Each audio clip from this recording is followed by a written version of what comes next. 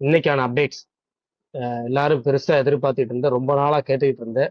ரொம்ப நாளா எதிர்பார்த்துட்டு இருந்த மிகப்பெரிய அப்டேட்னா அது கருப்பு அப்டேட். கருப்பு ரிலீஸ் டேட் அனௌன்ஸ்மெண்ட் வந்துருச்சு. ஒரு வழியா கருப்பு ரிலீஸ் டேட் அனௌன்ஸ்மெண்ட் வந்துருச்சுன்னே சொல்லலாம். மே 14 ரிலீஸ் ஆகும்னு அபிஷியல் அனௌன்ஸ்மெண்ட் வந்துருச்சு. அது போக இன்னொரு படம் எல்ஐகே, அதுவும் ரிலீஸ் டேட் ரொம்ப காலமா எதிர்பார்த்துட்டு இருந்தோம். அந்த எல்ஐகே ரிலீஸ் டேட் அனௌன்ஸ்மெண்ட் வந்துருச்சு. ஏப்ரல் 3ஆம் தேதி ரிலீஸ் ஆகுங்கிற அபிஷியல் அனௌன்ஸ்மெண்ட் வந்துருச்சு. லீடர் படம், லெஜெண்ட் சரவணா நடிக்கிற லீடர் படம், அந்த படமும் ரிலீஸ் டேட் அனௌன்ஸ்மெண்ட் வந்துருச்சு. ஏப்ரல் 9ஆம் தேதி ரிலீஸ் ஆகும் அப்படிங்கிற அனௌன்ஸ்மெண்ட் வந்திருக்கு. இப்படி April 3 LIK, April 9 leader, May 14 Karuppu, அப்படியே back to back release date announcement இன்னைக்கு ஒரே நாளே வந்துருச்சு. அதே மாதிரி லீடர் படம் சென்சார் ஆகிடுச்சு, யூஏ சர்டிபிகேட் வாங்கிடுச்சுங்கிற அபிஷியல் அப்டேட் இன்னைக்கு வந்திருக்கு. அர்ஜுனன் பேர் 10 அப்படிங்கிற யோகி பாபு படத்தோடைய டீசர் வந்திருக்கு. டீசர் உண்மையாலே நல்லா இருக்கு, போய் பார்த்துட்டு வாங்க. யோகி பாபுவோட 300வது படம். ஹாப்பி ராஜ் படத்துல இருந்து அந்த ட்ரெய்லர் 1 மில்லியன் வியூஸ் அடிச்சிருச்சுங்கிற நியூ ப்ரோமோ விட்டுருக்காங்க. யூத் படம் நாளைக்கு ரிலீஸ் ஆகுது.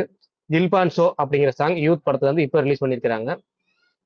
துரந்தர் 2, துரந்தர் த ரிவெஞ்ச், அது இன்னைக்கு பிரீமியர் ஷோ ரிலீஸ் ஆகிருச்சு.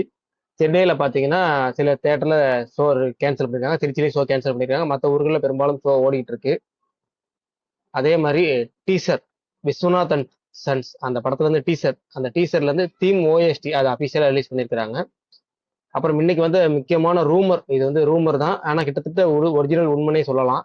நியூஸ், சிவகார்த்திகேயன் ப்ரொடக்ஷன்ஸ் 10வது நம்பர் தயாரிப்புல வரப்போற படம் அம்மாமுத்து சூர்யா அவரு இயக்குற படம், சிவகார்த்திகேயன் தயாரிக்கிற படம் வந்து கன்னட படமான ஹாஸ்டல் ஹுடுகரு அந்த பெககிடரே அந்த படத்துடைய ரீமேக் அப்படிங்கிற தகவல் வந்திருக்கு. அதுல வந்து கெஸ்ட் ரோல்ல அங்க கன்னட ஹீரோ நடிச்சிருப்பாரு, ரிஷப் செட்டி நடிச்சிருப்பாரு.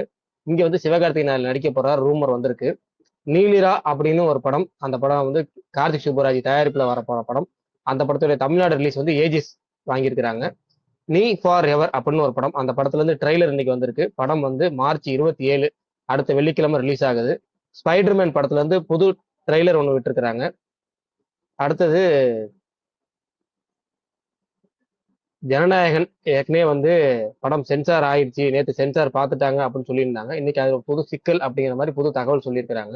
ஏன்னா வந்து ஜனநாயகன் படத்தை அந்த ரிவைசிங் கமிட்டி படத்தை பார்த்துட்டதாகவும், அரசியல் பேசுற படம், அரசியல் காட்சிகள் நிறைய இருக்கிறதுனால, இது தேர்தல் நடத்தை விதிமுறைகள் அமல்ல இருக்கனால தேர்தல் ஆணைய அதிகாரிகள் இந்த படத்தை பார்த்துட்டு அதுக்கப்புறம் அவங்க என்ஓசி கொடுத்தாங்கன்னா இந்த சர்டிபிகேட் தரலாங்கிற மாதிரி சொல்லிக்கிட்டு இருக்கிறாங்க. அது எந்த அளவுக்கு உண்மைங்கிறது தெரியல.